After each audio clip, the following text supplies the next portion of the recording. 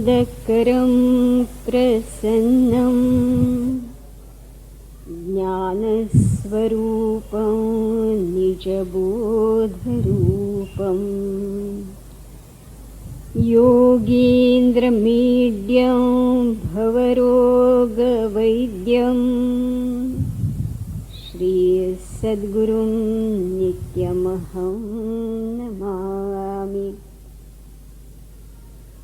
ॐ स्थापकाय च धर्मस्य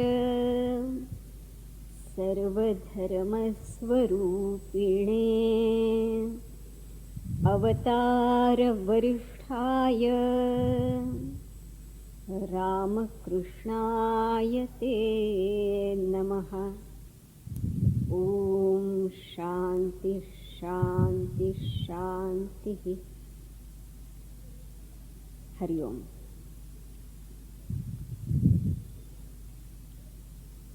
ईश उपनिषदाच्या अभ्यासाचा आजचा हा आपला चौथा दिवस. काल आपण पाहिलं की जे कोणी आत्महन जन असतात, म्हणजे सर्वांतर्यामी असलेल्या, स्वतःच्या अंतर्यामी असलेल्या आत्म्याची जे उपेक्षा करतात, त्याच्याकडे दुर्लक्ष करतात, तो आपल्यातून प्रकट व्हावा, हे जे आपल्याला मनुष्यदेह यासाठी मिळालेला आहे, हे चरम लक्ष्य आहे, हे विसरून जगतात. काम, क्रोध आणि लोभ यांच्या पाशामध्ये जखडून या जगामध्ये राहतात. अशांना देह त्यागानंतर, म्हणजे शरीर पडल्यानंतर, असुरिया नावाचा लोक, जिथे अंधार आहे, जिथे क्षोभ आहे, क्लेश आहेत, अशा प्रकारच्या एका ठिकाणी, त्याला ठिकाण म्हणा किंवा तुम्ही स्थिती म्हणा, मुख्यतः स्थिती, तर तिथे त्याला जायला लागतं, त्यांना जायला लागतं. असा एक धोक्याचा इशारा या उपनिषदाने दिलेला आपण काल पाहिला. जीवात्म्याचा प्रवास कसा असतो ते पण आपण काल पाहिलं. 3 सूत्र आपण पाहिली की आपला जन्म ही आपल्या जीवनाची सुरुवात नव्हे, आपला मृत्यू ही आपल्या जीवनाची अखेर नव्हे, आणि आपली त्वचा ही आपल्या अस्तित्वाची मर्यादा नव्हे. अशा 3 गोष्टी आपण काल पाहिल्या. जन्म माणसाचा होतो, त्यापूर्वी त्याचं जीवन कितीतरी जन्म हे चालत आलेलं असतं. हळूहळू विकास पावत एका छोट्या पेशीपासून वनस्पतीसृष्टी, प्राणीसृष्टी आणि पशुसृष्टी आणि मनुष्यसृष्टी या सगळ्यातून प्रवास करत करत तो साधक दशेला तो आलेला असतो. आणि पुढे प्रत्येक जो कोणी आज साधक आहे, त्याची ही नियती ठरलेलीच आहे की तो उद्या सिद्ध होणार आहे, असं आश्वासन भगवंतांचं आहे. न मे भक्तः प्रणश्यति, हे पण आपण काल पाहिलं. काल आपण पाहिलं आत्म्याच्या स्वरूपासंबंधी हे ईश उपनिषद काय म्हणतं, आणि या आत्म्याचं आपल्याला साक्षात्कार व्हावा, प्रत्यक्ष अनुभव यावा, यासाठी काय करायला लागतं हे पण आपण पाहिलं. वेगवेगळ्या उपनिषदांमध्ये ते वेगवेगळ्या प्रकारे आलेलं आहे, पण सार रूपाने अंबाजोगाईचे योगीराज मुकुंदराय यांचं परमामृत या ग्रंथात ते सार रूपाने आलेलं असल्यामुळे त्याचा काही परामर्श आपण काल घेतला. ईश्वर प्राप्तीचे अनेक मार्ग आहेत. आपण पाहिलं काल ठाकूर म्हणालेले की जतो मत ततो पथ. कोणी नामस्मरणाच्या मार्गाने जाईल, सर्वांनी एकत्र जमून संकीर्तन करणं, राम नाम संकीर्तन आपण काल केलं. असं संकीर्तन करणं ही त्याची पहिली पायरी आहे नामस्मरणातली. मग ज्ञानेश्वर महाराज म्हणाले तसं ज्ञानदेव मौन जपमाळ अंतरी धरोनी श्रीहरी जपे सदा. असा तो अंतर्जप, आत केलेला जप, ही त्याची आणखी पुढची पायरी आहे. जप करता करता काय होत असतं, जप करणारा, ज्याचा जप होत असतो ते इष्टदैवत, आणि जप करण्याची प्रक्रिया ही जी त्रिपुटी आहे ही हळूहळू तिचा निराश होत असतो, ती नाहीशी होत असते. म्हणजे जप करणाऱ्याला आपण जप करतो अशी जाणीव राहत नाही. नामस्मरण करणाऱ्याला आपण नामस्मरण करतो याची जाणीव राहत नाही. नाम घेणारा, नामी म्हणजे ज्याचं ते नाम आहे ते, आणि नाम घेण्याची प्रक्रिया, हे तीनही एकरूप होत असतं. काल आपण ध्यानाची प्रक्रिया पाहिली. काही कोणीतरी नंतर विचारलं की इथे करावं का इथे करावं. दोन्ही स्थानं आहेत. इथे पण करावं, ज्यांना इथे करणं जास्त सुलभ वाटतं इथे करावं, ज्यांना इथे करणं सुलभ वाटतं इथे करावं. स्वामी विवेकानंदांनी राजयोगात सांगितलेलं आहे की मूलाधारावर आघात कसा करावा. ती पण प्रक्रिया आहे, पण सामान्यतः अशा योग प्रक्रिया कोणातरी जाणकार गुरुच्या मार्गदर्शनाखाली या केल्या जात असतात. तर चित्त एकाग्र करण्याच्या वेगवेगळी स्थानं आहेत, पण जी जास्त प्रचलित म्हणजे इथे आणि एक म्हणजे इथे भ्रूमध्याच्या ठिकाणी असं प्रचलित आहे. आणि काल आपण पाहिलं तत्र एकाग्रम मनः कृत्वा यत चित्तेंद्रिय क्रिया उपविश्य आसने युंजात योगमात्मविशुद्धये. आणि मग काय होतं, युंजनेवं सदात्मानं योगी विगत कल्मषः सुखेन ब्रह्म संस्पर्शम अत्यंतम सुखमश्नुते. हा जो योगी आहे, हा जो भक्त आहे, हा नाम घेणारा आहे, हा जप करणारा आहे, ह्या तिन्ही गोष्टी त्रिपुटी हिचा निराश झाल्यामुळे एक प्रकारचा विलक्षण आनंद की जो कशावरही अवलंबून नाही, बाह्य कोणत्याही गोष्टीवर अवलंबून नाही, असा तो स्वरूपाचा आनंद त्याला प्राप्त होत असतो. आणि तो आत्मानंद आहे, ती आत्म्याची भेट आहे, ती आत्म्याची प्राप्ती आहे, साक्षात्कार आहे. इथपर्यंत आपण काल आलेलो होतो. कालपर्यंत आपले 4 श्लोक झालेले आहेत आणि आज आपण 5व्या मंत्राकडे श्लोकाकडे वळतो. आपण माझ्या मागोमाग थोडं थोडं म्हणा, मग मी अर्थ सांगते. तद एजती म्हणा आपण. तद न एजती, तद दूरे, तद अंतिके, तद अंतरस्य सर्वस्य, तद उ सर्वस्य अस्य बाह्यतः. दर्शनी परस्पर विरोधी वाटेल अशा प्रकारचं हे वर्णन याच्यात केलेलं आहे. परस्पर विरोधी कसं वाटतं की एजती म्हणजे काल आपण पाहिलं की कंप पावतं, हलतं. एकदा म्हणतात की ते तद एजती, ते हलतं, कंप पावतं. आणि तद न एजती, हालत पण नाही. ते कोणाच्या दृष्टीतून ते अवलंबून आहे. तर तो जो ज्याचं लक्ष बाह्य सृष्टीकडे आहे त्याच्या दृष्टीने तो हलतो आहे. परमात्मा हा कंपायमान होतो, हालतो. आत्मा हा कंपायमान होतो, हालतो. तद न एजती, जो जाणकार आहे, आत्मदर्शी आहे, त्याच्या दृष्टीने तो सदैव स्थिरच आहे. त्याचा जो कंप आहे हे त्याचं दर्शनी चित्र आहे. आपण पाहतो की नाही, ज्याला आपण चित्रपट म्हणतो तो काय असतं, त्या स्थिर चित्रांचीच एक मालिका असते आणि ती खूप गतीने आपल्या भोवताली आपल्या समोर फिरवली तर एक व्यक्ती काहीतरी हालचाल करते, इथून असं जाते, असं जाते, असं आपल्याला दिसतं. हा एक दृष्टीभ्रम आहे, याला ऑप्टिकल इल्युजन असं म्हणतात. तर तसं ब्रह्म जे आहे, आत्मा आहे, हा हालतो, हे एक ऑप्टिकल इल्युजन आहे. त्यालाच आपल्या भाषेत माया असा शब्द वापरलेला आहे. तर म्हणून असं जो पाहतो, बाह्य दृष्टीने पाहतो, त्याच्या दृष्टीने तो हालतो. आणि जो अंतर्दृष्टीने पाहतो तो तर त्याच्या दृष्टीने तो अत्यंत स्थिर आहे. तर दूर आहे, जो बाह्य दृष्टीने पाहतो त्याला वाटतं की मला भेटत नाही, मला भेटत नाही, तुझे आहे, तुझं पाशी, तू जागा चुकला असे, ते तुझ्या जवळच आहे. म्हणून तद अंतिके म्हणजे आतच आहे, जवळ आहे. जो जाणता आहे त्याच्यासाठी ते आत आणि जवळच आहे. ज्याला त्याची अजून ओळख झालेली नाही त्याच्यासाठी तो बाहेर आहे. आणखी काय, तत् अंतरस्य सर्वस्य, सर्वांतर्यामी आहे तो. तत् उ सर्वस्य अस्य बाह्यतः, बाहेर पण सर्वत्र तोच आहे. आपल्याकडे तुकाराम महाराजांनी अगदी सोप्या गोड शब्दात सांगितलेलं आहे. काय, सर्वत्र विठ्ठल भरला, रीता ठाव नाही उरला. मागे पुढे विठ्ठल भरला, रीता ठाव नाही उरला. लाजले हे मन कोणा ओवाळू, जिकडे पहावे तिकडे चतुर्भुज गोपाळू. सर्वत्र तो आहे अशी अनुभूती तुकाराम महाराजांना आलेली होती. आणि जो जो कोणी शांतपणे नवविध भक्तीच्या मार्गाने जाईल, ध्यानाच्या मार्गाने जाईल, योगाच्या मार्गाने जाईल किंवा कर्माच्या मार्गाने सुद्धा जाईल. कर्माच्या मार्गावर पण त्रिपुटी आहे. आपण आता योगाची त्रिपुटी पाहिली, ध्यानाची पाहिली, नामाची पाहिली, जपाची पाहिली. तशी कर्माची पण काही त्रिपुटी आहे. कर्म करणारा कोणीतरी आहे, ज्याच्यासाठी ज्याला ते कर्म अर्पण होत असतं तो आहे. आणि कर्म करण्याची ही जी प्रक्रिया ती आहे, या त्रिपुटीचा पण कर्म मार्गामध्ये निराश होत असतो. आणि एकच एक तो परमात्मा सर्वत्र सर्वांच्या ठिकाणी आणि माझ्या अंतर्यामी भरून आहे असा तो साधकाला साक्षात्कार होत असतो. म्हणून ज्ञानेश्वर माऊलींनी म्हटलेलं आहे, तो मी सर्व भूतांच्या अंतरी, हृदय महाअंबरी, चिदवृत्तींच्या सहस्र करी उदयजत असे. मी कसं आहे, तो मी सर्व भूतांच्या अंतरी, प्रत्येक व्यक्ती, पशु, पक्षी, प्राणी मात्र यांच्या अंतर्यामी आहे. ज्ञानेश्वर महाराज म्हणतात की तुम्हाला पाहायचं आहे का की देव कुठे आहे, तर त्या त्या व्यक्तींच्या डोळ्यांकडे पहा, असं त्यांनी एका अभंगामध्ये लिहिलेलं आहे. तो परमात्मा त्या व्यक्तीच्या डोळ्यातून डोकावत असतो. कासवाच्या सुद्धा डोळ्यातून डोकावत असतो, सापाच्या पण डोळ्यातून डोकावत असतो. तुमच्या आमच्या सर्वांच्या डोळ्यांमधून तो परमात्मा डोकावून जगाकडे पाहत असतो. चित्तवृत्तींच्या सहस्र करी उदयजत असे. आपल्या चित्तामध्ये ज्या वृत्ती उमटतात त्या वृत्तींचे जणू काही हजार हातांनी हा परमात्मा नामक सूर्य हा उदेजत असतो. एरवी सर्वांच्या हृदयशी मी अमुक आहे ऐसी, जे बुद्धी स्फुरे अहर्निशी ते वस्तू मी गा.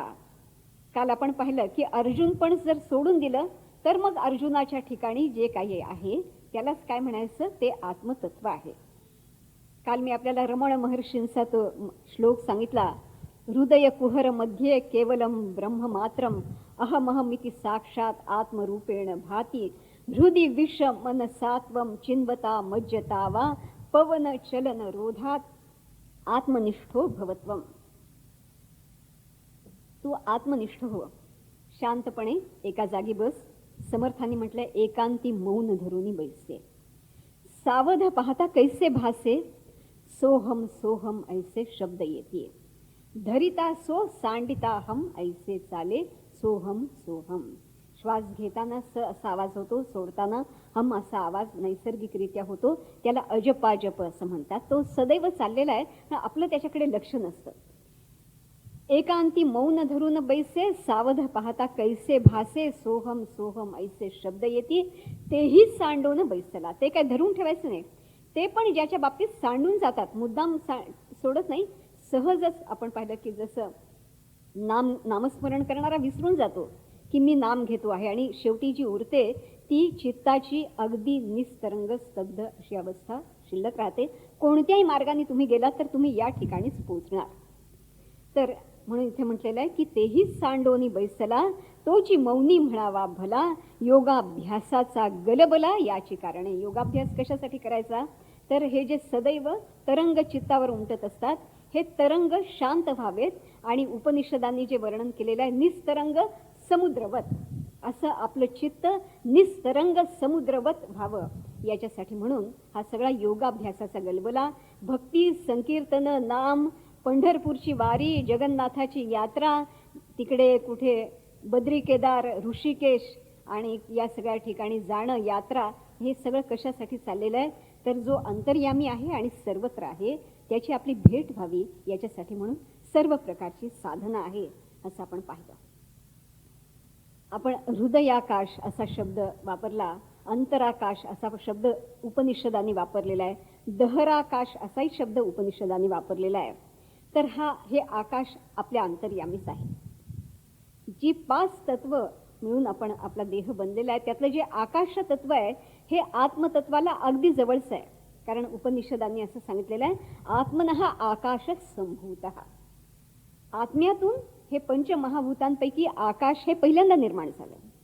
नंतर मग आकाशात वायू, आकाशापासून वायू निर्माण झाला, वायूपासून अग्नी निर्माण झाला, त्याच्यापासून जल म्हणजे आप निर्माण झालं, त्याच्यापासून पृथ्वी निर्माण झाली. असं अगदी सूक्ष्माकडून स्थूलाकडे असा हा पंचमहाभूतांची वेगवेगळी रूपं मुळात ही सगळी आत्मतत्वातूनच निर्माण झालेली आहेत असं उपनिषद आपल्याला सांगतात.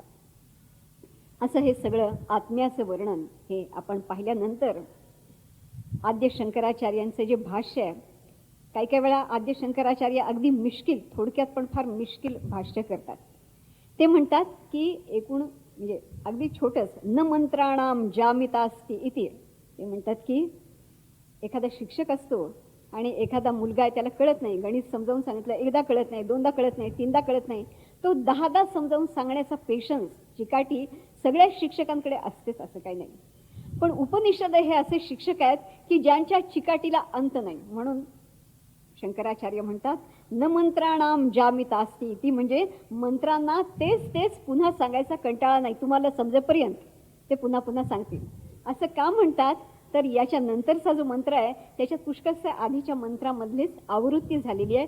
कशासाठी झालेली आहे तर तो या उपनिषदाचा जो द्रष्टा आहे ऋषी, त्याला असं वाटतं की नाही हे जे कोणी आपल्यासमोर बसलेले आहेत विद्यार्थी आहेत त्यांना नाही नीट कळलं तर काय, आपण आपलं पुरेसं सांगून ठेवावं, त्यातलं यांच्या डोक्यामध्ये जे काय जाईल ते जाईल.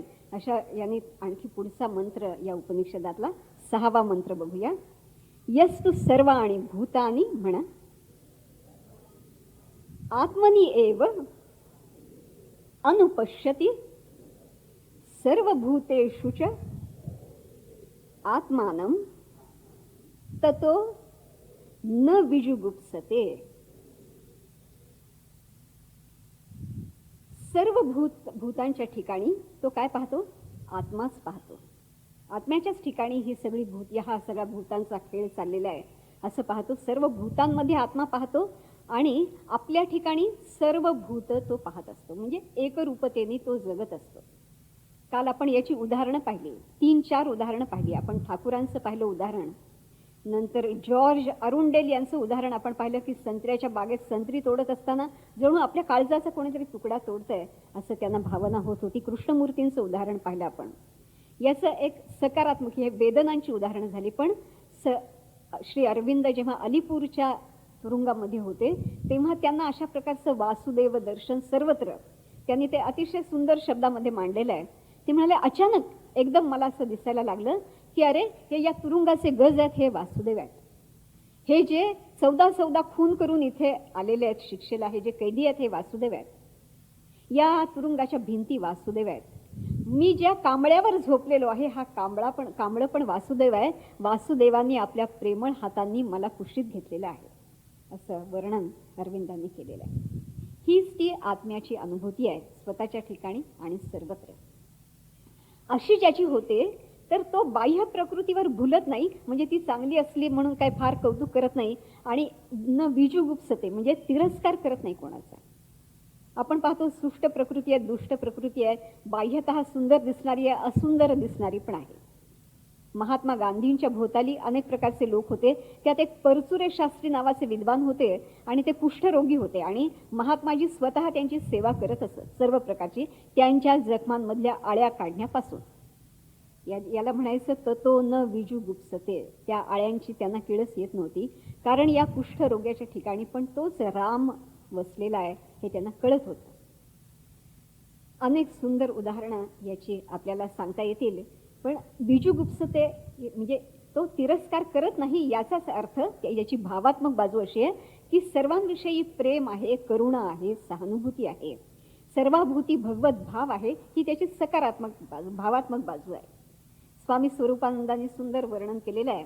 द्वेष कुणाचा न करी ठेवी मैत्री सर्व जगाशी, मी माझे ही अहम भावना मुळी न उरली त्याचे, दये क्षमेने भरून गेले ज्याचे अंतःकरण, सुख लाभो वा दुःखही लाभो सरिसेच समाधान, निज स्वरूपी असे तोषली सदैव ज्याची वृत्ती, तुम्ही ऐसा दुजा भावही मुळी न उरला चित्ती. त्याच्या चित्तामध्ये द्वैताला जागाच नाही आहे, त्यामुळे त्याची निजस्वरूपी सदैव सर्वत्र आत्मा पाहणारी, अविभक्तम विभक्तेषु वेगवेगळ्या गोष्टींमध्ये एकच तत्व पाहणारी अशी त्याची ही दृष्टी आहे. स्वामी विवेकानंदांनी अत्यंत भावपूर्ण अशा प्रकारचं आवाहन या भावनेतून केलेलं आहे. त्यांचं एक प्रकट मनोगत असं आहे, ते असं म्हणतात की अरे या देशातला भंगी, या देशातला कोळी हे सगळे माझे भाऊ आहेत. असं एक त्यांचं विलक्षण उत्कट. या देशातली ही भूमी हे माझं बालपणातलं नंदनवन, हे माझ्या तारुण्यातला हा स्वर्ग आणि ही माझी वृद्धावस्थेतली वाराणसी, आणि इथे जो जो कोणी म्हणून राहतो प्राणी मात्र पशु मानव हे सगळे माझे आहेत, म्हणजे मीच आहे. असं एक सुंदर मनोगत स्वामीजींचं आहे. आपण प्रसिद्ध चिंतक राम शेवाळकर यांचं अलीकडेच प्रकाशित झालेलं आत्मचरित्र जर वाचलं असेल तर न विजुगुप्सते, सर्वांविषयीचा स्नेहभाव, करुणाभाव कसा असतो याचा एक फार हृदयंगम प्रसंग त्याच्यात वर्णन केलेला आहे. बाबा आमटे आपण सर्वजण जाणतात की कुष्ठ सेवेमध्ये त्यांनी आयुष्य वेचलं, अलीकडेच त्यांचं देहांत झाला. तर एकदा पुरुषोत्तम लक्ष्मण देशपांडे विनोदी लेखक आणि त्यांच्या पत्नी सुनीताबाई या तिकडे बाबा आमट्यांकडे आनंदवनमध्ये गेलेल्या होत्या. साहित्यिक मंडळींचा असं मेळावा, कलाकार साहित्यिकांचा मेळावा होता. योगायोगाने त्या दिवशी पहाटे त्या आनंदवनाच्या दारामध्ये टहॅ टहॅ टहॅ असा आवाज ऐकायला आला. आणि कोणातरी आईने आपल्याला आपलं छोटं बाळ सांभाळता येत नाही म्हणून त्या आनंदवनाच्या दारात आणून ठेवलेलं होतं. त्या बाबा आमट्यांच्या पत्नी साधनाताई म्हणजे मातृत्वाची मूर्तीच ती. आपल्या श्री माताजींचा तो एक छोटा अवतारच होता आहे, म्हणजे अजून आहेत त्या. त्यांनी त्या छोटी मुलगी होती तिला कुशीत घेतलं, जवळ घेतलं. बाबांनी पण तिला ते म्हणाले की अशा कितीतरी आया असणार की ज्यांना आपली मुलं सांभाळता येत नाहीत, लोकलज्जेसाठी दारिद्र्यापोटी सांभाळता येत नाहीत. तर या मुलीच्या निमित्ताने अशा मुलांचं एक घरच आपण आनंदवनात करूया. राम शेवाळकरांनी अतिशय सुंदर हा प्रसंग लिहिलेला आहे. त्यांनी असं म्हटलं की सगळे आम्ही बसलेलो होतो आणि त्यातली अशी जी उंच जागा होती तिथे त्या पत्नी बाबा आमट्यांच्या पत्नी साधनाताई बसलेल्या होत्या. ती पोरकी मुलगी त्यांनी आपल्या पायांवर घेतलेली होती आणि पु ल देशपांड्यांच्या पत्नी सुनीताताई या त्या मुलीला चमच्यानी दूध पाजत होत्या, तिचं उष्टावण करत होत्या. आणि या उष्टावणाची एक कविता ज्याच्यात सगळं सहानुभूतीचं महाकाव्य आलेलं आहे अशी कविता राम शेवाळकरांनी लिहिलेली, ती मी आपल्याला त्यातला काही भाग वाचून दाखवते. एका पोरक्या मुलीसाठी या महाराष्ट्रातले सर्व मान्यवर, प्रतिभावंत आणि समाज कार्यकर्ते कोणतं गीत त्यांनी गायलं बघा. हा घास गाऊलीचा, हा घास माऊलीचा, ज्या शाप देवतांचे उशाप मानवाचा. देवतांनी शापित केलं या छोट्या मुलीला, आईपासून हिरावलं, पण मानव आहे, मानवाला सांभाळायला मानव आहे, कारण दोन्हीच्या ठिकाणी देवत्व जागा आहे. आकाश गोपुनिया आभाळ मुक्त झाले, वात्सल्य श्रावणाचे धरतीस या मिळाले. श्रावणात जशी झड असते पावसाची तशी वात्सल्याची झड या छोट्या बाळावर आली. जे जे कुठे अनाथ, जे जे कुणी उपाशी, ती भूक भागवाया हा घास आसवांचा. जे जे कुणी अनाथ आहेत त्यांना पोटाशी धरायला हा घास आसवांचा. याला म्हणायचं सहभाव, याला म्हणायचं प्रत्येकाच्या ठिकाणी परमात्म तत्व पाहता येणं. ही काही घटपटांची आणि नुसती बोलण्याची गोष्ट नाही, करण्याची आणि जगण्याची गोष्ट आहे. अशा रीतीने आनंदवनात ते हे सर्व जगले. रामकृष्ण संघाचे संन्यासी आपण वाचत असाल तर जिथे जिथे देशामध्ये पूर येतो, दुष्काळ होतो, भूकंप होतो, तेव्हा ते सर्वजण जातात सेवा करायला. त्यांना हे सगळं करावं लागत असणार. त्या संन्याशांना छोटी छोटी बाळं सापडत असणार भूकंपात अडकलेली, आणि त्या बाळांची शुश्रूषा सेवा त्यांना करावी लागत असणार. कोणातरी वृद्ध माणसं त्यांना भेटत असणार, एकाकी अपंग, आणि त्यांची सेवा ते सर्व करत असणार. या सेवेचा आदर्श जर कोणी घालून दिलेला असेल तर स्वामी अखंडानंदांनी घालून दिलेला आहे. म्हणून न बीजगुप्सते याचं साक्षात दर्शन आपल्याला कोणाच्या जीवनात होत असेल तर स्वामी अखंडानंदांच्या जीवनामध्ये होत असतं. स्वामीजी म्हणायचे, पहा हा कर्मवीर कसा काम करतोय बघा. कुठेतरी जगाच्या कोपऱ्यामध्ये दीन दुःखी अपंग सगळे त्याच्याकडे येतात, दुष्काळ भुकेलेले याच्याकडे येत आहेत, आणि हा संन्यासी जीवाचं रान करत त्यांच्या पोटी 2 घास पडावेत म्हणून तगमग तगमग तगमग त्याची चाललेली आहे. एक दोन फार गमतशीर आणि विलक्षण गोष्टी त्यांच्या जीवनातल्या आहेत. एकदा ते आश्रमाच्या बाहेर बसलेले असताना एक घोडेस्वार टाक टाक टाक टाक टाक करत तिथे आश्रमाच्या इथे आला, आणि इतका वेगात होता घोडा की आश्रमाच्या बाजूला एक थोडं सखल खड्ड्यासारखं होतं, तिथे जाऊन तो कोसळला. घोडा कोसळला, घोडेस्वार पण कोसळला. स्वामीजी पटकन धावले, बाकी आश्रमातले 4 लोक आले आणि त्यांनी पाहिलं तर तो घोडेस्वार जखमी झालेला होता, लागलेला होता. तो घोड्यालाही उपचार केले, तो जो होता त्याला आणून आश्रमात उपचार केले, त्याला खाऊ पिऊ घातलं, झोपवलं. मग कोण आहे याचा तपास करायला लागले तर बहरामपूरचा हा एक, याचं नाव पण मोठं विलक्षण, भूत बाबू असं त्याचं नाव होतं, आणि मोठा तऱ्हेवाईक विलक्षण माणूस तो. सर्व प्रकारचे उद्योग त्यांनी करून पाहिले. एकदा त्याला असं वाटलं की हिंदू धर्मात काय तथ्य नाही म्हणून तो ख्रिस्ती झाला. मग त्याला वाटलं की ख्रिस्ती धर्मात पण काही तथ्य नाहीये म्हणून भरकटत त्याचं कुठेतरी चाललेलं होतं. व्यसनी होता, दारू पिणारा होता, गांजेकस होता, सर्व प्रकारची व्यसनं त्याला होती. गावाने त्याला वाळीत टाकलेलं होतं. अशा माणसाला स्वामी अखंडानंदांनी हृदयाशी धरलं. काय सांगावं, हा माणूस स्वामी अखंडानंदजी महाराजांच्या सहवासात सगळी व्यसनं विसरला. व्यसनानि संती बहूनी, व्यसन द्वयमेव केवलम व्यसनम विद्याभ्यसनम व्यसनम अथवा हरिपाद सेवनम व्यसनम, असं हे विद्याभ्यसनाचं आणि हरिपाद सेवनाचं व्यसन त्याला लागलं. बाकी सगळी व्यसनं त्याच्या जीवनातून निघून गेली. वाराणसीच्या आश्रमात हा साधक म्हणून मुलगा होता. लवकर त्याचा अकाली मृत्यू झाला. पण मृत्यूपूर्वी 1 वर्ष त्याने आपल्या मृत्यूची तिथी सांगितलेली होती, या दिवशी मी देह ठेवणार. आणि अत्यंत उत्तम साधक कोणाचा झाला? अपिचे सुदुराचारो भजते माम अनन्य भाग साधुरेव स मंतव्य सम्यक व्यवस्थितो हि सहा, असा तो झाला. त्यांच्याकडे एकदा त्या भागातल्या पोलिसांनी एका दरोडेखोर टोळीवर हल्ला केलेला होता.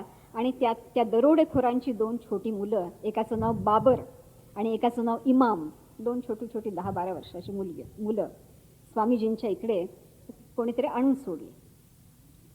आता ही मुलं दरोडेखोरांच्या इथे म्हणजे काय संस्कार घेऊन आलेली असतील बघा. आपण विचार करा, अशा मुलांवर प्रेम करणं, त्यांना वळवणं काय सोपी गोष्ट आहे का? साधी गोष्ट आहे का? पण त्यांच्यापैकी एक जण रामकृष्ण मठाचा संन्यासी झाला. त्याचं नाव, तो जो बाबर नावाचा मुलगा होता तो संन्यासी झाला, ब्रह्मचारी झाला. त्याचं नाव ब्रह्मचारी भवानंद असं होतं. म्हणजे एवढा जीवनामध्ये पालट स्वामीजींच्या प्रेमामुळे घडून आला. त्याचंही थोडं अकाली अशा प्रकारचं. पण ठाकूरांचं स्मरण करता करता त्या बाबरचं निधन झालं. त्याचे आईवडील काही वेळा त्याला भेटायला यायचे, बोलवायला यायचे. त्याला भय वाटायचं, आपले आईवडील आपल्याला स्वामीजींपासून दूर तर करणार नाहीत ना, म्हणून तो स्वामीजींना बिलगून बसायचा. मला तुम्हाला सोडून नाही जायचं असं म्हणायचं. संन्याशांच्या अंतःकरणामध्ये केवढी करुणा, केवढं प्रेम, केवढं जगाविषयीचं प्रेम कशातून आलं हे तर आपण जे या उपनिषदामध्ये पाहिलं, न विजुगुप्सते, सर्वत्र आहे आत्मा, हा सर्वत्र सर्वाभूती आहे. माझ्यात तोच आहे, जो माझ्यात आहे तोच सगळ्यांच्यात आहे. ह्यातून हे सगळं, या भावातून अशा प्रकारची सेवा ही, असं अशा प्रकारचं प्रेम, अशा प्रकारची करुणा ही निर्माण होत असते. आणखी काय होत असतं आत्मदर्शी व्यक्तीच्या बाबत? आणखी काय होत असतं? आपण हा 7वा श्लोक या उपनिषदातला माझ्या बरोबर म्हणा. यस्मिन् सर्वाणि भूतानि आत्मैव अभूत विजानतः तत्र को मोहः कशोकः एकत्वम अनुपश्यतः. या श्लोकात म्हटलेलं आहे, यस्मिन् सर्वाणि भूतानि आत्मैव अभूत विजानतः, म्हणजे जाणत्या माणसाला काय होतं? सर्व भूत म्हणजे त्याच्या दृष्टीने आत्माच झाला तो. असं जेव्हा होतं तेव्हा तत्र को मोहः, तिथे मोहाला जागा कुठे? शोकाला तरी जागा कुठे? मोह आणि शोक ही कोणाची अपत्य आहेत? कशामुळे निर्माण होतात ते? मोह होण्यासाठी एक कोणीतरी लागतो की ज्याला मोह होतो तो, एक कोणीतरी लागतं की ज्याला मोहवणारी वस्तू आहे ती. स्वामी विवेकानंद एकदा विदेशात असताना ते म्हणाले की मला कशाचा तरी फार मोह झालेला आहे. तर त्या बाई विचारतात, कोणी युवती वगैरे भेटली का चांगली दिसणारी? नाही म्हणाले, तुमचं हे अमेरिकेतलं जे संघटन तत्व आहे ना त्याचाच मला मोह पडलेला आहे असं म्हणाले. म्हणजे मोह ज्याला होतो तो एक आहे, ज्याचा मोह होतो तो आहे. आणि आपण त्रिपुटी पाहिली, ही मोह होण्याची प्रक्रिया पण काहीतरी आहे. तर या तिन्हीच्या पलीकडे जो जातो, जो द्वैताकडून अद्वैताच्या भूमीवर आरूढ होतो, त्याच्या दृष्टीने हे काही वेगवेगळं राहत नाही. ज्ञानेश्वर माऊलींनी अमृतानुभवामध्ये सुंदर रीतीने ही गोष्ट सांगितलेली आहे. ते म्हणतात, देव देऊळ परिवारू कोरून कीजे डोंगरू ऐसा भक्तीचा व्यवहारू कान होवावा. एकाच पाषाणातून काय केलेलं आहे? देवाची मूर्ती कोरलेली आहे, भक्त कोरलेला आहे, ते पूजेचं साहित्य पण कोरलेलं आहे. खरी जी सायुज्य देवाशी एकरूपतेची जी भक्ती असते त्याच्यात भक्त, भगवान आणि ती जे पूजेचं माध्यम, साहित्य जे काही असेल हे सगळं एकच असतं. स्वामी शिवतत्वानंदजींनी पण एक गमतशीर गोष्ट सांगितलेली आहे. ते म्हणाले की एक माणूस होता, त्याच्याकडे एक गणपती होता सोन्याचा आणि एक उंदीर पण होता सोन्याचा. मग काही कारण झालं आणि त्याला काही ते पैशांची आवश्यकता निर्माण झाली. भक्ती असून पण नाईलाजाने विकण्याची वेळ आली. सोनार सारखेच का? तो सोनार म्हणाला, होय बाबा, मी त्याच्याकडे गणपती म्हणून पाहत नाही, उंदीर म्हणून पाहत नाही, माझ्या तोल काट्यावर ते सोनंच असतं फक्त. तसं अद्वैताच्या तोल काट्यावर सर्व काही एकच आहे. पंडित असेल, शुनिचैव श्वपाकेश्च पंडिताः समदर्शिनः. एखादं कुत्र असेल, इंद्र असेल, आणखी कोणी काय असेल, सगळं काही त्याच्या दृष्टीने एकच आहे. देव देऊळ परिवारू कोरू नक्की जे डोंगरू ऐसा भक्तीचा व्यवहारू अद्वैताच्या तत्वावर का न व्हावा, अद्वैत भक्तीमध्ये का न व्हावा. म्हणून या 7व्या श्लोकामध्ये असं म्हटलेलं आहे. मग मोह तरी कसला, शोकाचा सुद्धा जन्म कशात असतो बघा. एखाद्या व्यक्तीचा आपण वियोग झाला असं म्हणतो, किंवा ती आपल्यापासून काही अंतरावर गेली, याचा अर्थ ती एक व्यक्ती आहे, मी एक व्यक्ती आहे आणि आमच्यात काही सहवास असायला पाहिजे अशी एक अपेक्षा आहे.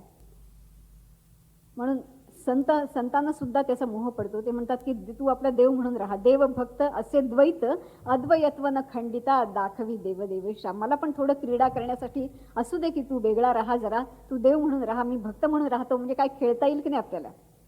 तर जरा वेगवेगळा राहा असं भक्तांना सुद्धा वाटतं. अर्जुनाला असं झालं की नाही, ते 11व्या अध्यायामध्ये विश्वरूप दर्शन दाखवलं, नको नको म्हणाला, तू आपला चतुर्भुज छान मला गोड वाटतोस, तसाच तू मला दिस. ते भक्तांना पण द्वैत गोड वाटतं. तर भक्तीच्या भूमिकेवर ठीक आहे, पण व्यवहारतः जर आपल्याला सदैव द्वैताच्या भावनेने पछाडलेलं असेल तर मनुष्याला शोक होतो. एखाद्या व्यक्ती पंचमहाभूतांचा देह तिचा विरून गेला, तिला आपण अग्निसात केलं, असं वाटतं की आता नाही आहे. पण आपण मगाशी जे सूत्र पाहिलं की death is not the end of your existence, death is not the end of your life. मृत्यू ही तुमच्या अस्तित्वाची, तुमच्या असण्याची ही काही अंतिम स्थिती नव्हे, अजून मृत्यूच्या पुढे प्रवास असतो. हे ज्याला कळलं, मृत्यूमुळे मनुष्याचं अस्तित्व मिटत नाही हे ज्याला कळलं, आणि ते अस्तित्व हे मूळ सगळ्या जगाचा जो गाभा आहे, परमात्मा आहे, त्याच्याशी ते मिळून जाण्यासाठीच आहे हे ज्याला कळलं, मग त्याला शोक कसला. तर म्हणून जाणत्याला शोक नसतो, जाणत्याला मोह नसतो. मोह नसण्याचं एक गंमतशीर उदाहरण हे तुकाराम महाराजांच्या जीवनातली कमी प्रचलित अशा ज्या काही कथा आहेत त्यातली एक कथा आहे.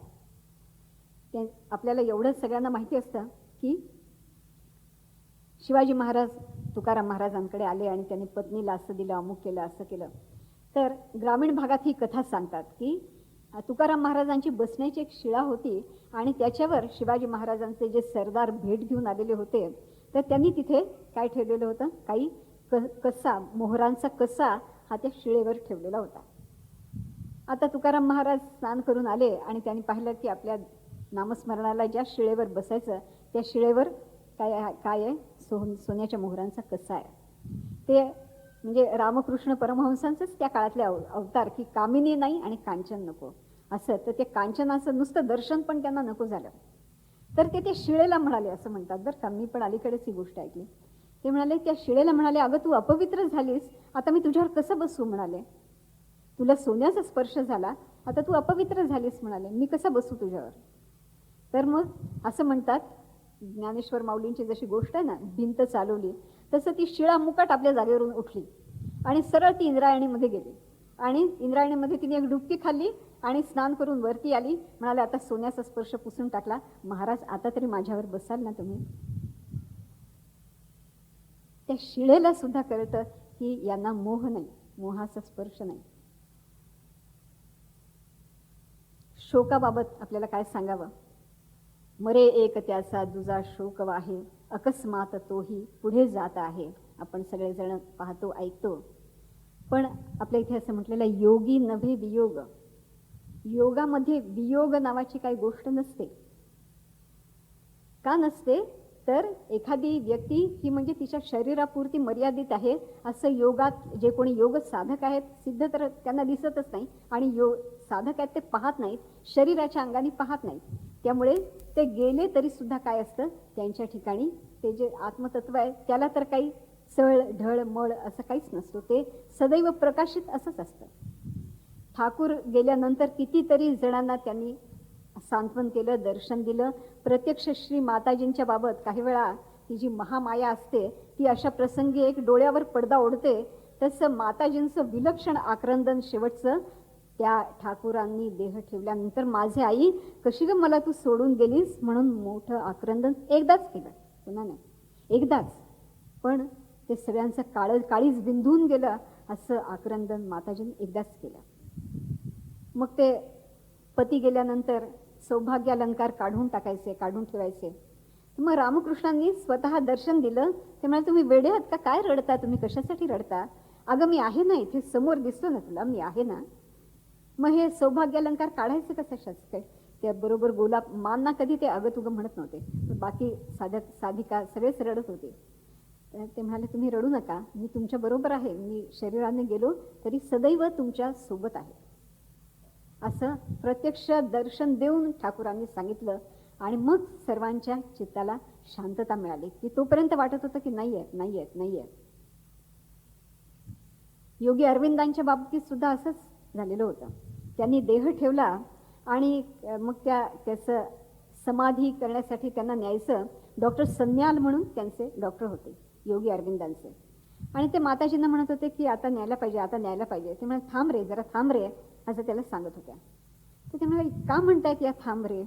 तर ते म्हणाले, अरे अजून चैतन्य आणि देह हे विलग नाही झालेले. त्यामुळे कशावरून म्हणता तुम्ही असं?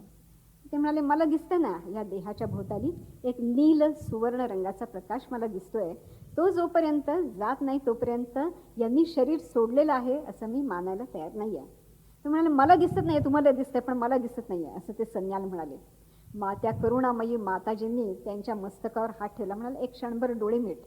त्याने हात ठेवला आणि त्यांनी डोळे उघडले तर पाहिलं की ज्याला ते मृत समजत होते, ज्याला डॉक्टर सन्याल मृत समजत होते, तो श्री अरविंदांचा देह एखाद्या सुवर्ण वस्त्रांनी लपेटलेला असावा, एखाद्या नील वस्त्रांनी लपेटलेला असावा, असा तेजस्वी कांतिमान असं त्यांना ती दृष्टी त्यांना आली. जी दृष्टी आतापर्यंत नव्हती ती दृष्टी त्यांना आली.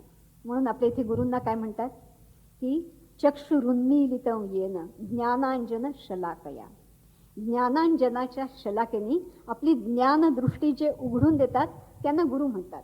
ज्ञानदृष्टी उघडून देतात म्हणजे काय? तर आपण हे जे मंत्र पाहिले, आत्म्याच्या स्वरूपाचे मंत्र पाहिले, हे मंत्र आपण गोंधळात पडतो की हा सगळीकडे आत्मा आणि सर्वत्र आहे, माझ्यात आहे, असं नुसतं म्हणून आपल्याला काही समाधान होत नाही. अनुभवाविण वेदांताची पोपट पंची वाया, स्वप्नी अमृत पिऊन कुणाची अमर जाहली काया. नुसतं शब्दांनी माणसाचं समाधान होत नाही, अनुभवाशिवाय माणसाचं समाधान होत नाही. म्हणून सोहिराम महाराज म्हणाले की काय ते म्हणा, अनुभवा विण मान डोलवू नको रे, आपुल्या मते उगीच चिखल कालवू नको रे, हरिभजना वीण काळ घालवू नको रे. सोहिरा म्हणे ज्ञान ज्योती तेथे कैसची दिवस राती, तये विण नेत्रपाती हलवू नको रे. हा जो अनुभव आहे यातला, सोहिरा म्हणे ज्ञानज्योती, ही जी ज्ञानज्योती आहे ही आपण जी काही जप साधना करत असू, नाम साधना करत असू, कर्म साधना करत असू, या सर्वातून हळूहळू ती ज्योती अंतर्यामी जागत असते. कठोपनिषदात वर्णन केलेलं आहे, अंगुष्ठ मात्र असा जो पुरुष आहे की तो मनुष्याला इथे त्याचं दर्शन, तो जो आत्मा आहे त्याचं दर्शन मनुष्याला होत असतं. आपोआप होत नाही. एखादं साईचं दही आहे, त्याचं खूप घुसळावं तेव्हा त्यातून ते नवनीत लोण्याचा गोळा बाहेर येत असतो. त्यांनी असं पण एक उपमा दिलेली आहे. पूर्वीच्या काळात एक मुंजा नावाचं गवत असायचं, तर ते सोलून त्यातला जो बारीक असा जो धागा आहे तो किंवा काडी आहे ती जसं बाहेर काढतात तसं बाह्य आवरण काढत शेवटी ते जे आत सोलीव अशा प्रकारचे जे आत्मतत्व ज्योतिस्वरूप, अंत शरीरे ज्योतिर्मयोही शुभ्रयं पश्यन्ति यत यः क्षीण दोषाः, असं मुंडकोपनिषदाने म्हटलेलं आहे. हा जो आत्मा आहे कसं माणसाला त्याचं दर्शन होतं? कठोपनिषद म्हणतं अंगुष्ठ मात्र अशा ज्योती स्वरूपात होतं. ती ज्योती कशी असते? शुभ्रयं पश्यन्ति, शुभ्र असते ती. यत यः क्षीण दोषाः, ज्यांनी आता आपण काल पाहिलं त्याप्रमाणे काम, क्रोध आणि लोभ हे सगळे जे दोष आहेत त्यांचे हळूहळू क्षीण होत गेलेले आहेत.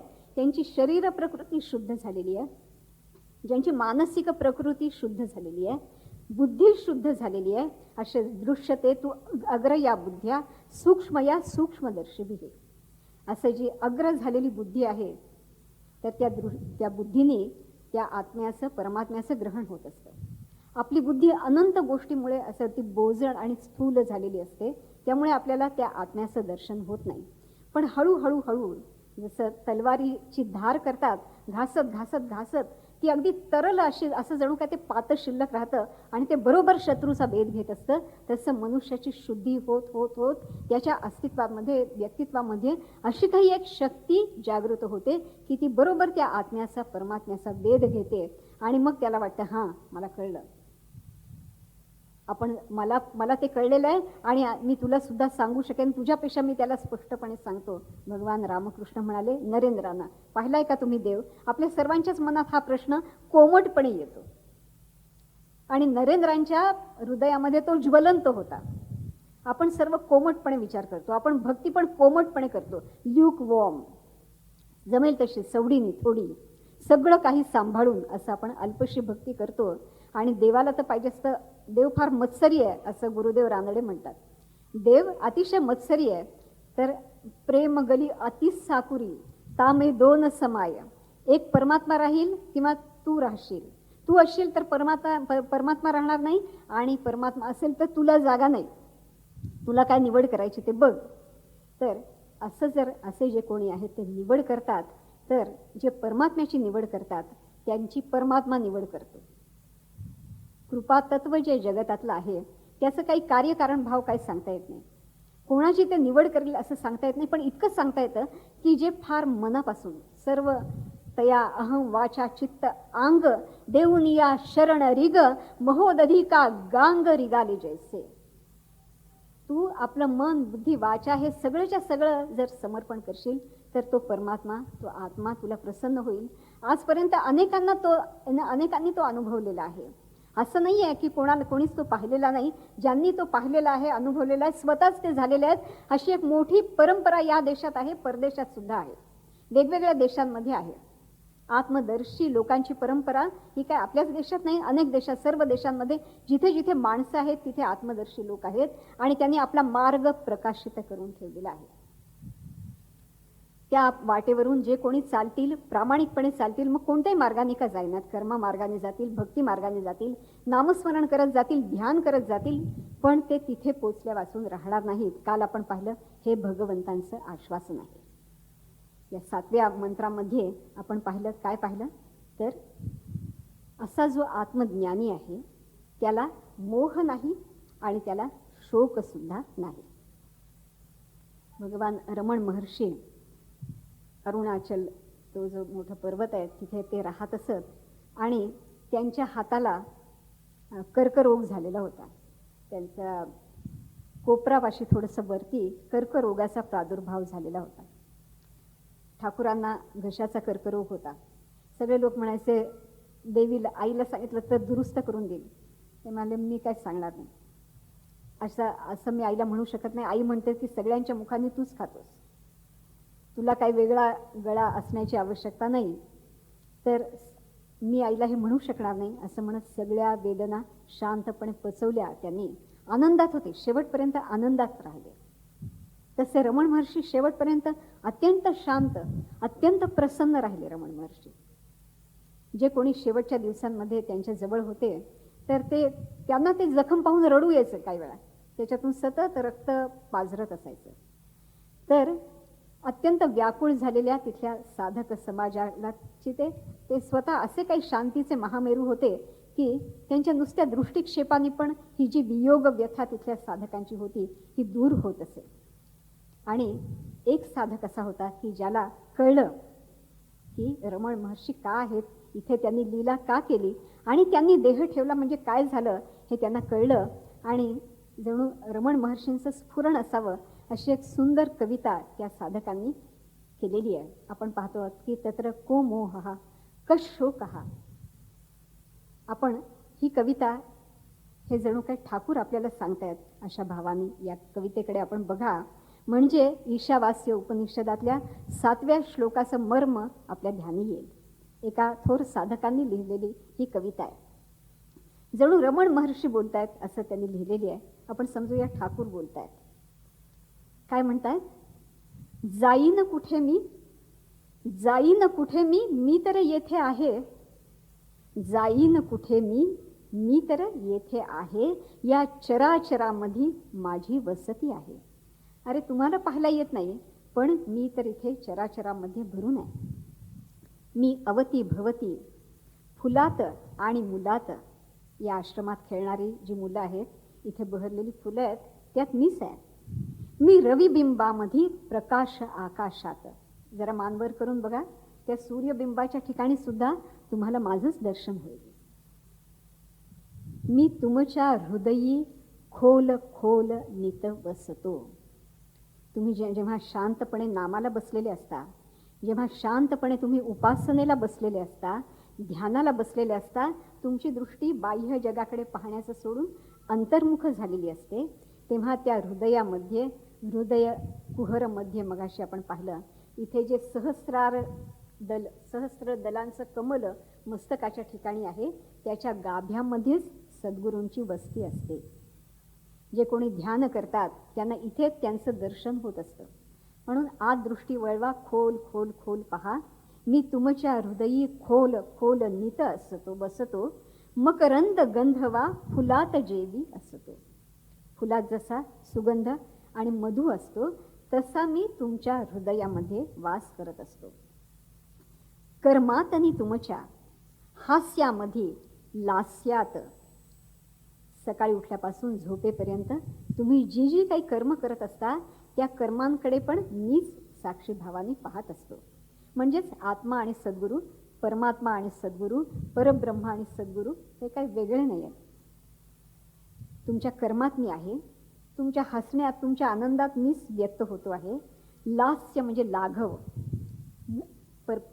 तांडव आणि लास्य, रुद्राचं तांडव आणि पार्वतीचं लास्य, तिचं जे मधुर नृत्य आहे, भावभावनांचं, मानवी भावभावनांचं जे मधुर नृत्य आहे, त्यात ती पण माझीच अभिव्यक्ती आहे. मी प्रियतम तुमचा, तुमची गोडी मीच.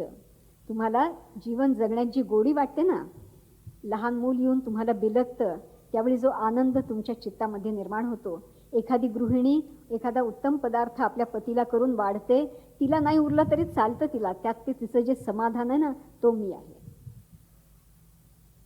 कर्मातनी तुमच्या हास्यामध्ये, लास्यात, क्रीडेत मीच होऊनी साक्षीभूत.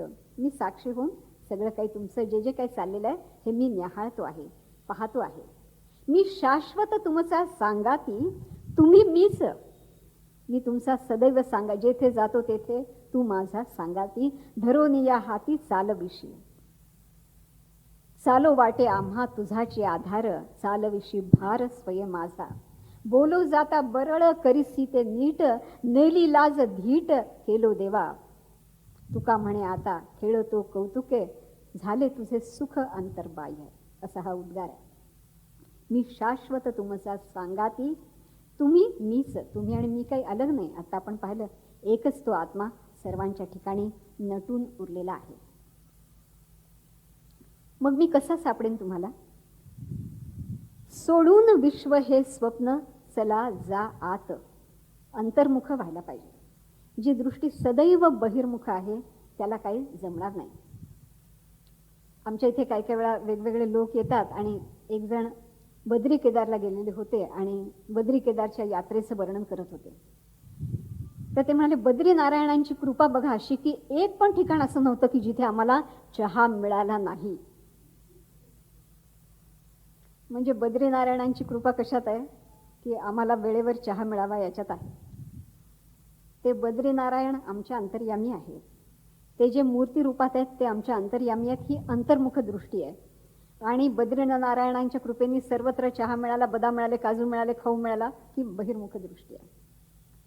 तर म्हणून ते म्हणतात की सोडून विश्व हे स्वप्न, चला या आत.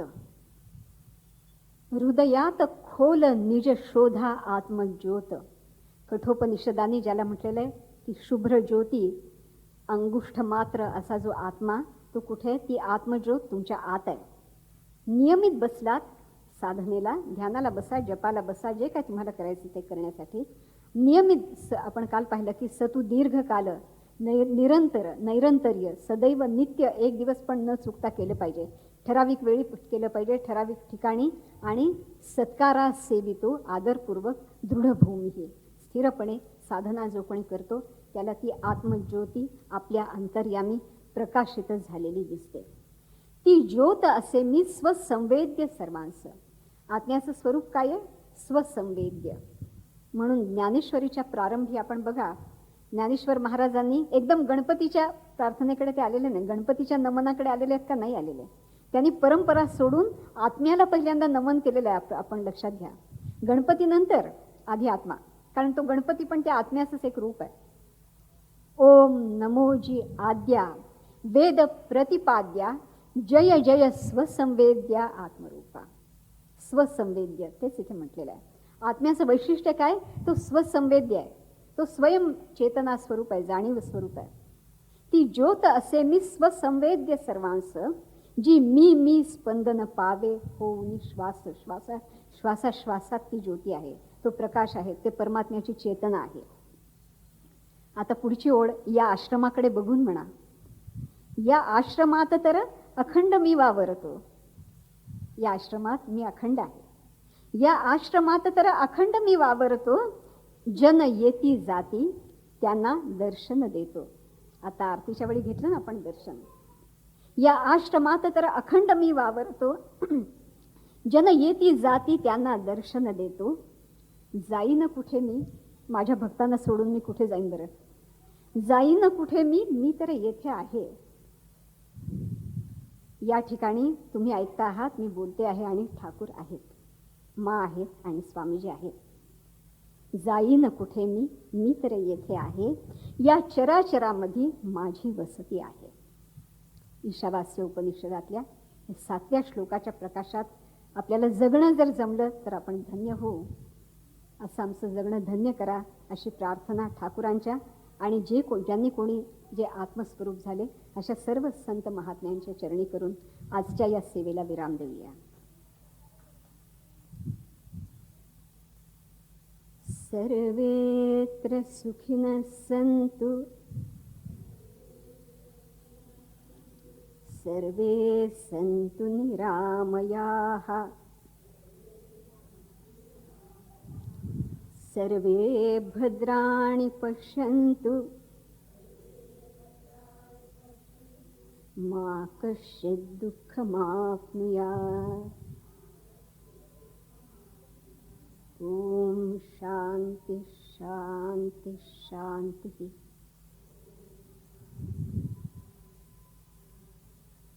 हरि ओम तत्सत.